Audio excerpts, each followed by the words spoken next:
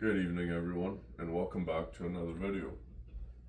In this particular video, I will be diving into an analysis behind hydrocarbons and what aids in creating hydrocarbons. Now, in a previous video that I've just shared upon my Facebook page, I specifically make the claim that hydrogen aids in combusting diesel, which from aiding the combustion of diesel, you might now imagine there needs to be a process to essentially turn the carbon monoxide, which is a air molecule, and you need to change it into a water molecule, such as a hydrocarbon. Through different metals, we can actively see that different metals may aid in the creating of the diesel emission and neutralizing it into a hydrocarbon, returning the diesel emission into a H2O water molecule. From carbon monoxide, you could imagine that through certain metals, which the diesel emission is circulated through coming into contact with these oxidative metals, you could create a way of recycling the air and essentially cause the emission to neutralize itself and become water. Now, what might be some of these metals? You can imagine some of these metals being platinum, very expensive. Another one, palladium. And ultimately, the final and cheapest option is silver. Now, in terms of the properties, it is stated in certain researches that silver is not optimal for this process due to the fact that it does not have the qualities necessary in order to be creating or sustaining this oxidation process over prolonged periods of time, which means you would essentially have to get a new catalytic converter more often if you were to use silver within the catalytic converter,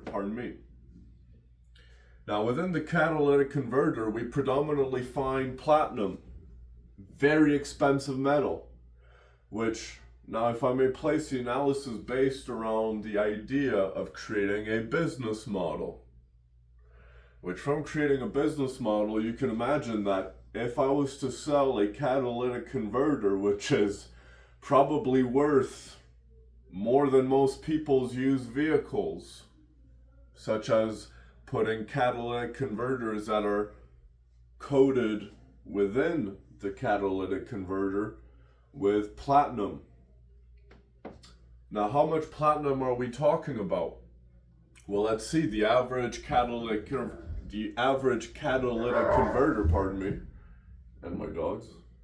The average catalytic converter costs about $16,000, predominantly due to the fact that it is made and coated with platinum, which is platinum is meant to essentially sustain a more prolonged ability in creating the oxidative process of the emission, turning the carbon monoxide into H2O, water, which is a hydrocarbon. Now, in the analysis process, imagine creating a business where instead of, say, in the analysis of today's current net prices of metals, imagine 1 gram of platinum is worth around currently $1,700, 1700. You might imagine palladium is worth closer to $1,300 per gram. And when you look at silver, it's closer to $58 a gram.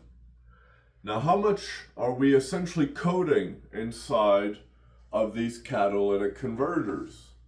Because ultimately the function between silver, palladium, and platinum is the exact same. The only difference in the ultimate factor is the time that the exchange of the emission may be cycled through this catalytic converter, resulting in then further, if you were to say sell catalytic converters with the same amount, so imagine we use about 10 grams of platinum inside a catalytic converter, hence why they're worth about $16,000. You would find that the catalytic converter at that particular point is worth a hell of a lot of money. But now what if we used silver at 10 grams? You might imagine the catalytic converter would be worth closer to $600. Ultimately, the deciding factor is the prolongation at which the stabilizing factors occur, which according to the stabilizing or neutralizing of the carbon monoxide of the diesel emission and the sulfur, because before we entered into diesel exhaust fluid, we saw that the primary emission from combusting oxygen air molecule with a diesel fluid would ultimately result in not just carbon monoxide, but a sulfur, which is why old diesel engines release black smoke. That is the sulfur in a gas air molecule. Now, why might we have seen smog in our city scrapes and our city skylines if you're coming from the country? Not from carbon monoxide, that's breathing air. If you're to look at the actual emissions we see as smog, which is that nasty brown smoke you see covering over a city, that is the sulfur that has risen within the warmth of the air. As any particular sulfur in the air, anytime you experience a higher content of sulfur within an air environment, such as the ozone, you might find that in the concentrations of sulfur, you essentially see a black cloud where the sulfur has essentially gathered. That is what the toxicity is of the diesel engine, the sulfur. In the neutralizing of the sulfur, you might find that in a diesel catalytic converter, which according to applying a hydrogen molecule in aiding the burning of the diesel, because hydrogen combusts quicker. And at the fuel injection level, you might find that in adding a combustion aided with hydrogen, you create a more powerful sustained combustion, which through a diesel engine piston chamber, you might imagine creates tremendous amounts of torque. But ultimately, the price of vehicles to this day has gone ridiculously expensive. So how did that happen? Well, they want to blame the shortage of microchips being the main factor why vehicles have gotten so much more expensive. Meanwhile, they're made with far worse materials than they were, say, made 50 years ago. They break down easier. They have worse materials, and yet the price of these vehicles is through the roof. Why might that be? Well, let's analyze into the dive of the precious metals used in order to create a neutralizing behind diesel emissions as an example. If a catalytic converter is worth $16,000 because it is made with platinum, how often do you have to change your catalytic converter in your vehicle's life, or before you essentially buy a new vehicle the same? Well, you would find that you don't have to buy a new catalytic converter very often, but if it gets stolen, all of a sudden it's a pretty penny to your pocket that's coming out. And so, if primarily platinum and silver may essentially cause the same level of neutralizing to diesel emissions, you might imagine that utilizing silver might be a hell of a lot cheaper than utilizing platinum, because even if you had to replace a converter, you would not ever need to spend that $16,000 in total grandiosity, because even for 10 grams of silver, you would not even be close to 1/3 of the price of 1 gram of platinum. Yet the same 10 grams in the property mass of platinum or silver could be used to create the neutralizing converter chamber known as the catalytic converter. Which now, the moment you introduce a catalytic converter that is made with silver, the price of the vehicle drops, the risk of theft decreases, and the business model essentially crumbles. Why are vehicles so expensive? Let's dive back into the microchip analysis part of things. You might imagine we are told vehicles have gone through the roof in price due to the microchip shortage. Where are all these microchips coming from? And where are they being used? Well, you might find that there is a different process within a microchip that is used in all systems that use a microchip, such as a cell phone. Now imagine if every time there is a new iPhone or a new Samsung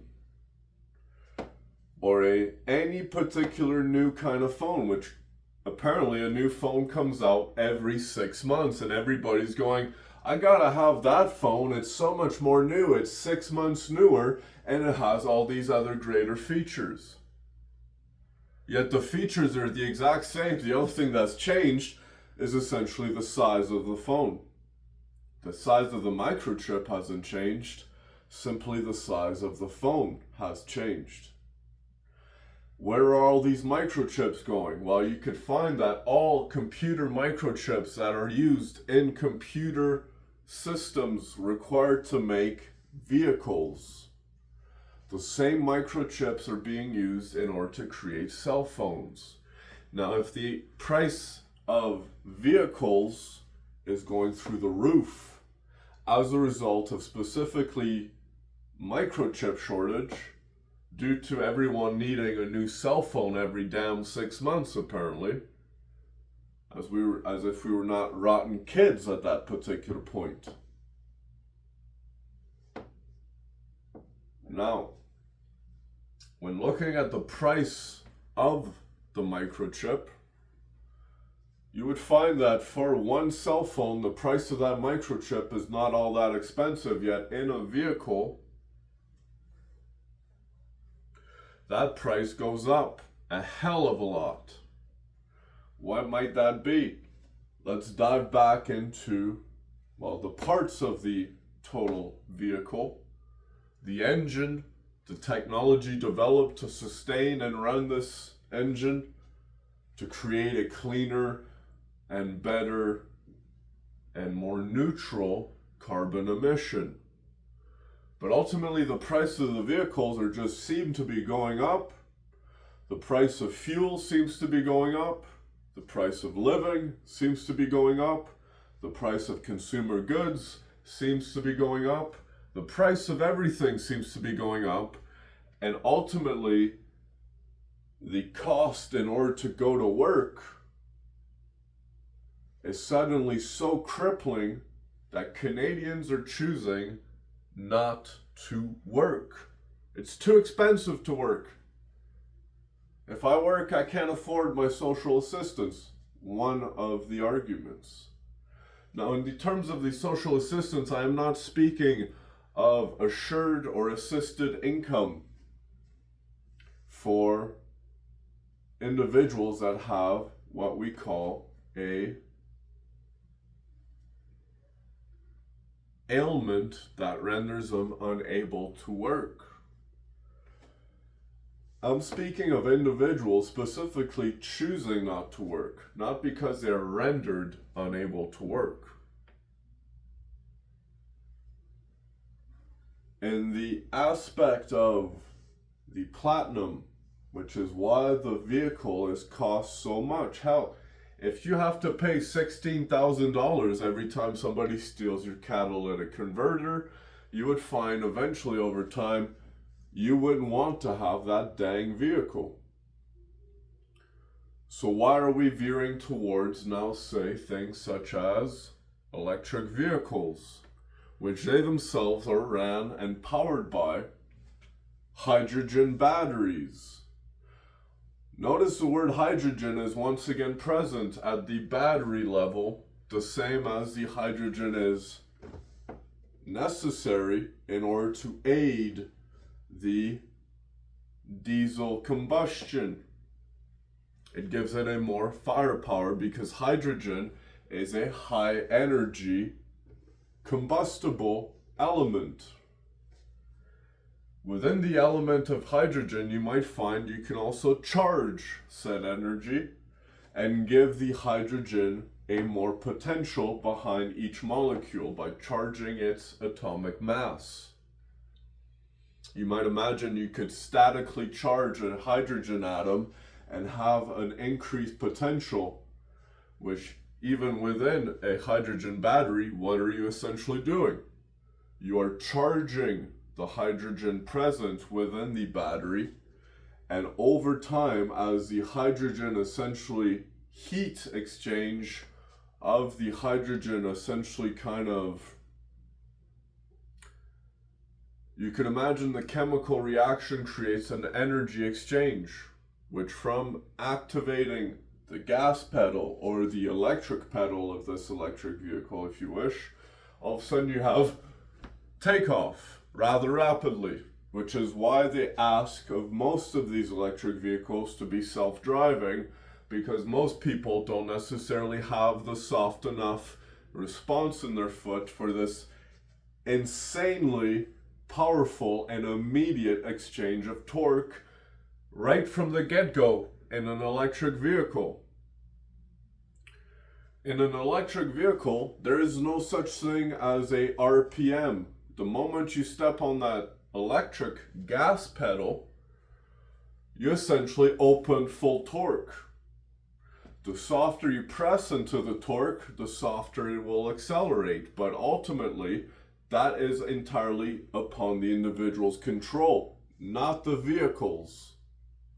Which is why you see companies such as larger brands utilize a self-driving mode. The vehicle essentially scans the environment by releasing what is known as an echolocation, a form of sonar, which through this echolocation, the sonar of the vehicle essentially emits electromagnetic impulses, which are then relayed by being reflected back to the individual vehicle.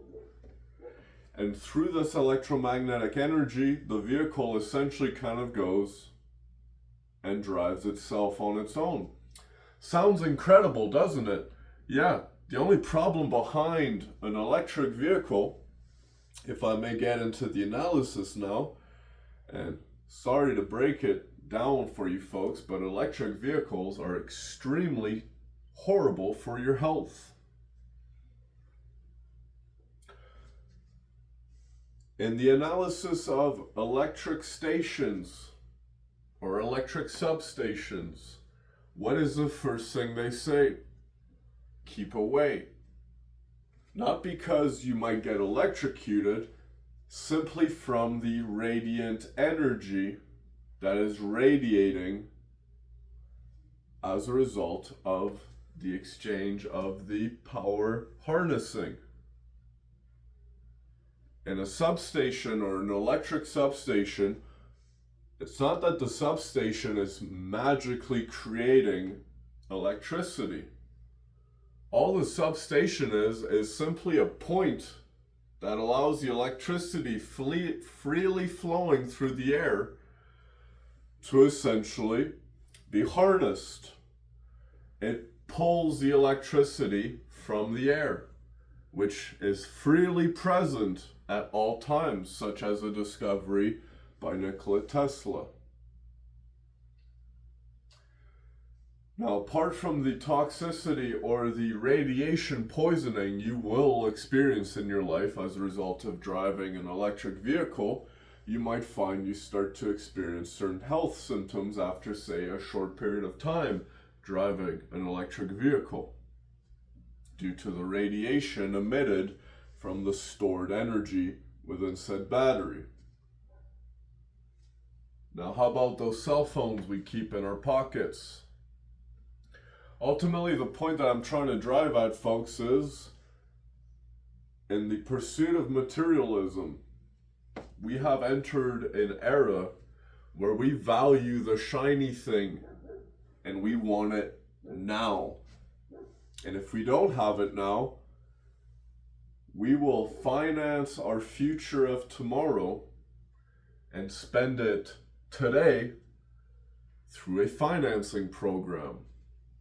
How does finance work? A brilliant man by the name of Mauricio once explained to me how finance works. Imagine if in finance, you might imagine your savings of tomorrow are being spent today, so you may have that shiny, brand new thing, that very expensive thing, which according to the finance interest rate, you might find if you were to look at a finance rate, let's analyze a rule of 72. If I was to invest $100,000 at 7.2% interest rate, within 7.2 years, that $100,000 would have doubled.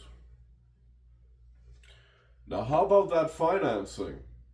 You might think the vehicle, you're bargaining your future of tomorrow and spending it today every time you have a payment. You might find that, well, here's what ends up happening. Every time you have a payment, you take a small chip away at the big overall cost. But according to the finance interest rate, also known as the debt charge, which the bank is going to essentially say, in exchange for the typed number I have entered into your account, you now owe me this money times this interest rate over this period of time. Which, if you were to look at a $100,000 vehicle financed at 7 years over 7.2%, you might find in overall you might actually be closer to spending on one vehicle $200,000 simply for a vehicle that is not even worth $100,000 in total cost. Where is that money going? Well, it all goes back to the bank, which ultimately the bank is where the big problem of society is. If in a society, if a societal economy is freely flowing through the economy, twist of tongue there. But if in a economy the wealth is flowing freely throughout the entire nation of said bank, you would find that it would have a physical backed value. But in the physical backed value of a computer typed number within a computer system, where is essentially the wealth that I must now pay back and more times 2 technically based on a computer type number? Am I technically spending $200,000 just for a bank teller simply typing this money miraculously just appeared into your account the moment I just typed, just as you could on a calculator, 1 0 0 0 0 0? That's all that computer digit is. You can enter it in any kind of computer microchip, and it appears to have physical value. Yet it exists in a digital space, which is not a physical backed property. If it were, all of a sudden I would find out and call the bank if I was you, because you might find out that essentially not only is your vehicle that you're breaking your back over, financing it back, but your house, which you're financing back, and anything else you might be paying off in debt, is all based on a digital computer digit, which has 0 physical property to it. It's simply just a computer digit. Now, as a viewer, you might feel rather enraged or ready to punch a banker at that particular point. I wouldn't encourage it. Now, in that particular statement, what might you do if I was you? Here's what I would do.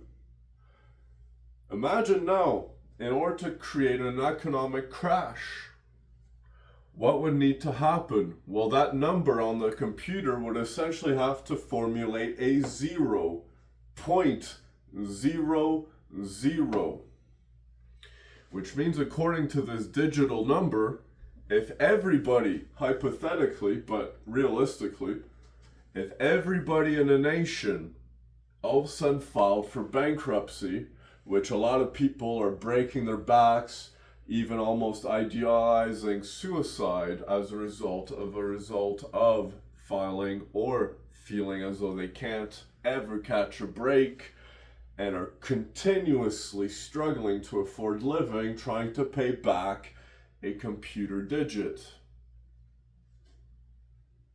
It's a simple computer digit. Don't waste your life away on that one. But a barcode, on the other hand, that might be a Nazi state. Let's dive into that social insurance number, shall we? What is attached to your bank account or to any income you might wish to acquire? Your social insurance number, your SIN number, which is technically your barcode within said society. This is who you are to the government. And if anybody finds what your personal barcode number is, you might find there are individuals that specifically make a business off of stealing people's SIN numbers or social insurance numbers in order to essentially acquire grants from the government, which, if you're not aware of the potential fraud that people are performing on your social insurance number, you might find that any individual whom has acquired your social insurance number or whom you have exchanged your social insurance number, you could find that this has greatly affected what is known as, in communist China, a social score system, whereas in materialistic communist Canada, we call that your credit rating, a credit score, which, according to your credit score, which is purely based off of a computer-based digit, you might find that according to a computer-based credit score system, if you don't have good credit, you don't get to live as the rest that are willing to essentially tie that invisible ball and chain around their ankle for the rest of their life. Now, can you hear that? Sounds like slavery, doesn't it? Now, in terms of what essentially is slavery, slavery by definition is exchanging labor without pay. But if the computer digit that which you are working away your life in order to pay back is purely a computer digit, and you are essentially working for free at that point, because nothing actually holds a physical value in that banking system. You might imagine for your entire life you have felt as though you were ready to just drop dead from the pressure of the fear of filing for bankruptcy, because even back of say 50 to 100 years ago we had such a thing as known as debtor's jail, which means if you filed for bankruptcy for not particularly paying back the real value that the bank had initially given you, which was initially backed by a physical property, whether it was a precious metal or a physical resource. You might find now that in the exchange of that real physically bound wealth, which has a value to it, it's not just a computer digit. In ancient times, we paid with metal, gold and silver, because each particular coin was worth something precious.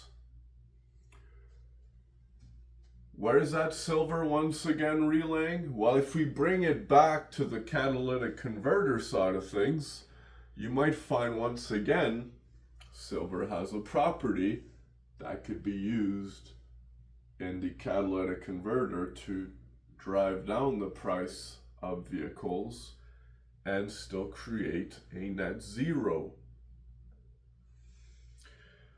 Now, for the finance side of things, well, let's dive into that meat, shall we? At a good meeting, such as a meeting you will be having Monday morning with your bank, because essentially if everybody in Canada or the United States filed for bankruptcy immediately all together, you would find the bank would essentially say, sorry, you don't all get to do that at the same time. But if one person does it every so often, they allow that individual to essentially file for bankruptcy. But if they can allow some to file for it, but not every single person, why might that be? Because essentially the bank holds a value, your property. The moment you file for bankruptcy, out of this computer digit, in exchange for that computer digit which you've been slaving away your entire life, the moment you file for bankruptcy, what the bank essentially does is, even if say you had a 25-year mortgage, if you're lucky, imagine you have a 25-year mortgage. You're at your 24th year and 6 months.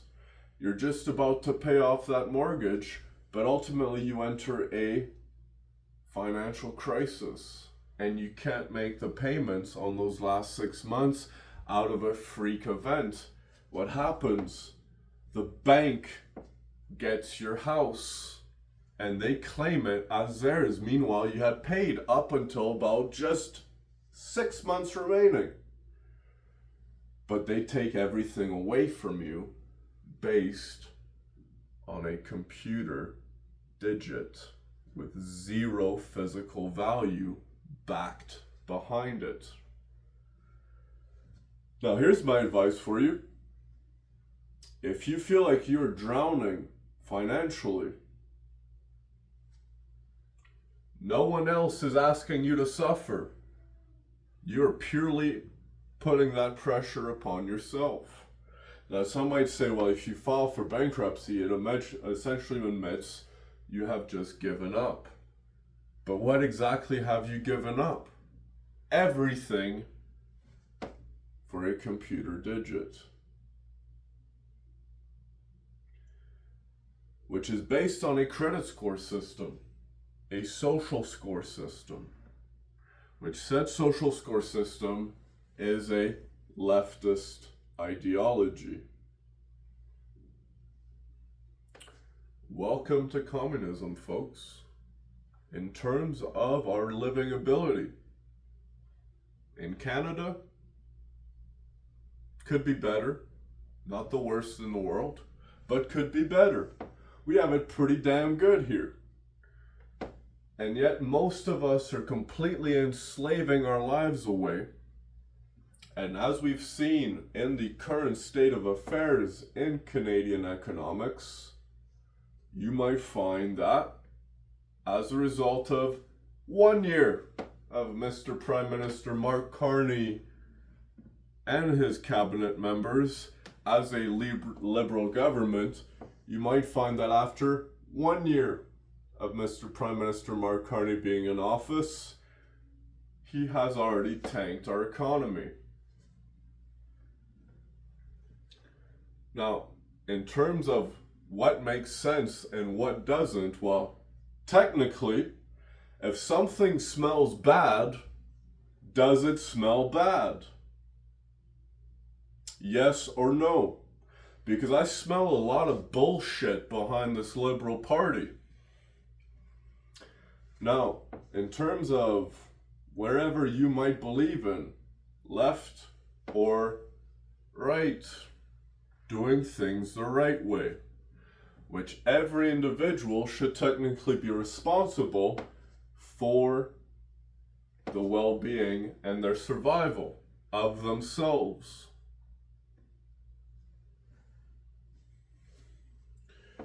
In economical structures, you might imagine that in conservative governments, a country essentially gets to save money. They make money. Lower tax rates on the working force of all particular classes, whether high class or higher class, middle class and lower class. Lower taxes on all equal playing fields. Ultimately, it is the rate at which the individual is willing to work harder in order to get wealthier. And some will argue, well, some were already born wealthy. Well, who are you to say to anyone what their parents should have done with their money? That's not your parents and that's not your money. Because if we're all of a sudden to say to everyone that has made it somewhat relatively well off in their life, and we're to specifically say, you shouldn't be wealthy based on the fact either you or your parents worked their butt off in order to get to that place in life, and so you should surrender everything you have ever worked hard for and give it back. Sounds like the bank, doesn't it? Or does that sound like leftist ideology? Because at this particular point, I can't differentiate the both of them. They sound the exact same. Now, in terms of the Bank of Canada, who exactly owns the Bank of Canada? Because if Canada was in this recession, we essentially would find, once again, if the money of Canada was circulating back into the economy, we wouldn't be in a recession because the money would be circulating back into the economy, which means the money is essentially what I'm getting to the meat of the thing is, Canadian money is not staying within Canada. The Canadian bank